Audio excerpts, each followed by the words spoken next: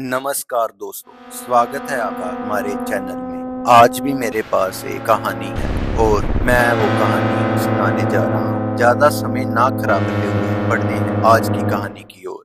उत्तराखंड के पहाड़ी इलाकों में जहाँ घने देवदार के जंगल और गहरी खाइयाँ सूरज की रोशनी को निगल जाती हैं, वहीं एक गांव था रामपुर। रामपुर अपने शांत वातावरण और मेहनती लोगों के लिए जाना जाता था, लेकिन एक चीज थी जो गांव के हर व्यक्ति के दिल में डर पैदा करती थी। सी हवेली। ये हवेली गांव से थोड़ी दूर एक ऊंची पहाड़ी पर बनी थी। सैकड़ों साल पुरानी पत्थर की बनी ये हवेली अब खंडर में तब्दील हो चुकी थी। उसकी टूटी हुई खिड़कियां और उखड़ चुकी छत रात के अंधेरे में डरावनी आंखों की तरह लगी।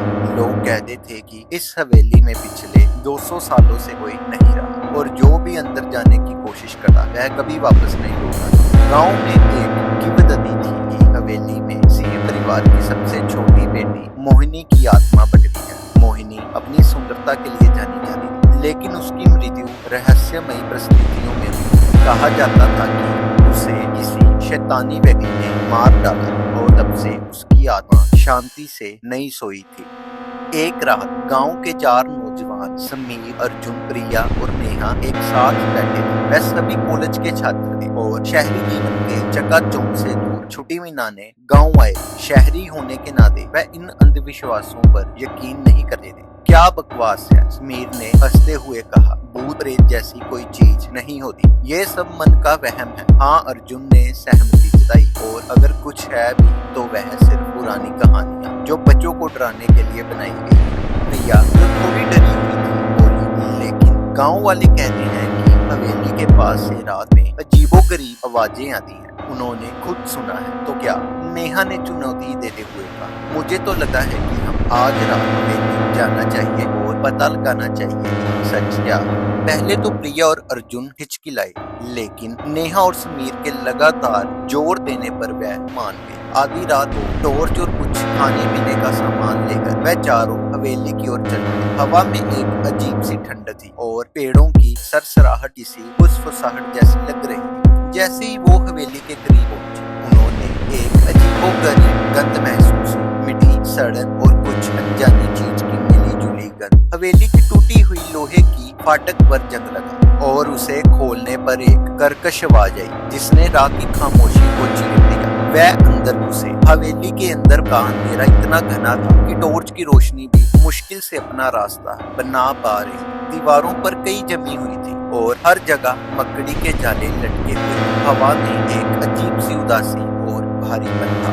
देखो, यहाँ तो कुछ भी नहीं है, समीर ने अपनी बहादुरी दिखाने की कोशिश करते हुए कहा। तभी प्रिया को एक पुरानी तस्वीर दिखाई जो फूल और जालों से ढकी हुई। उसने उसे साफ किया। तस्वीर में एक बेहद खूबसूरत लड़की थी जिसकी आंखें बहुत गहरी और भावुक थी। ये मोहिनी होगी, प्रिया ने फुसफुसाते हुए कहा। जैसे उसने ये कहा, अचानक एक ठंडी हवा का झोंका आया और हवेली के अंदर के सारे दरवाजे एक साथ चरमराते हुए बंद हो गए। टॉर्च की रोशनी टिमटिमाते हुए बुझ गई। चारों तरफ घना अंधेरा आ गया। समीर, नेहा, अर्जुन, प्रिया चिल्लाई। उसकी आवाज डर के मारे कांप रही। मैं यही हूँ, समीर की आवाज सुनाई दी, लेकिन वह भी डरी हुई। नेहा ने अपनी टॉर्च फिर से जलाने की कोशिश की, लेकिन वह काम नहीं कर रही।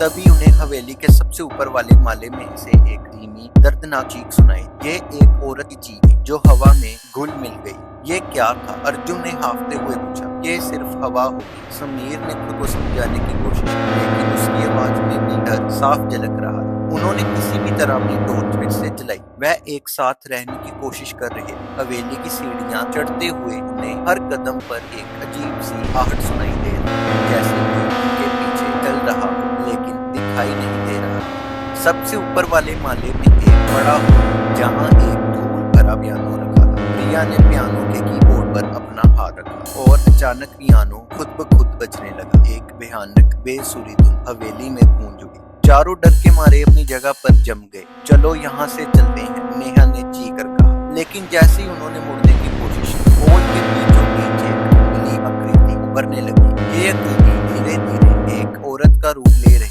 वही औरत जिसकी तस्वीर प्रिया ने देखी, उसकी आंखें खाली थी और उसके चेहरे पर असली पीड़ा का भाव।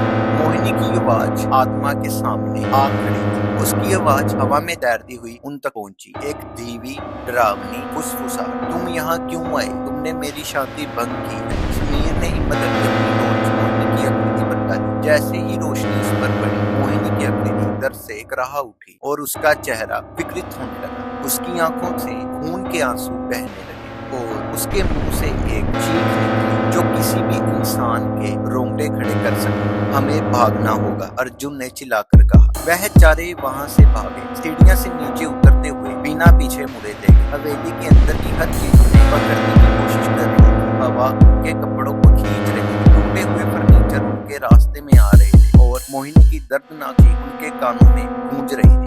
जैसे ही वह हवेली के मुख्य दरवाजे से बाहर निकलने लगे, उन्हें लगा जैसे किसी ने उन्हें अंदर खींचने की कोशिश की। वह गिरते गिरते हांफते हुए गांव की ओर भागे। सुबह होने से ठीक पहले वह गांव पहुंचे। गांव वालों ने उन्हें डरा हुआ और बदहवास देखा। उन्होंने तुरंत समझ लिया कि क्या हुआ होगा। पुजारी को बुलाया गया। पुजारी ने उन्हें बताया कि मोहिनी की आत्मा तब तक शांति से नहीं सोएगी जब तक उसे मुक्ति नहीं मिल जाती। उन 4 दोस्तों को उस रात का अनुभव हमेशा याद रहा। उन्होंने फिर कभी भूत प्रेत या अंधविश्वासों का मजाक नहीं उड़ाया। वह जान गए थे दुनिया में कुछ ऐसी चीजें भी हैं जिन्हें विज्ञान समझ नहीं सकता और जिनसे दूर रहने में ही भलाई है। सिंह हवेली आज भी वहीं खड़ी है। रामपुर के गांव के ऊपर एक भयानक रहस्य को अपने अंधेरे में समेटे हुए। रात में गांव वाले कभी कभी हवेली से आती हुई एक धीमी दर्दनाक चीख सुनाने का दावा करते हैं। मोहिनी की आत्मा की चीख जो आज भी अपनी मुक्ति का इंतजार कर रही है और कोई नहीं जानता कि कब कोई उसकी शांति भंग करेगा और उसे फिर से उस भयानक अनुभव से गुजरना पड़ेगा।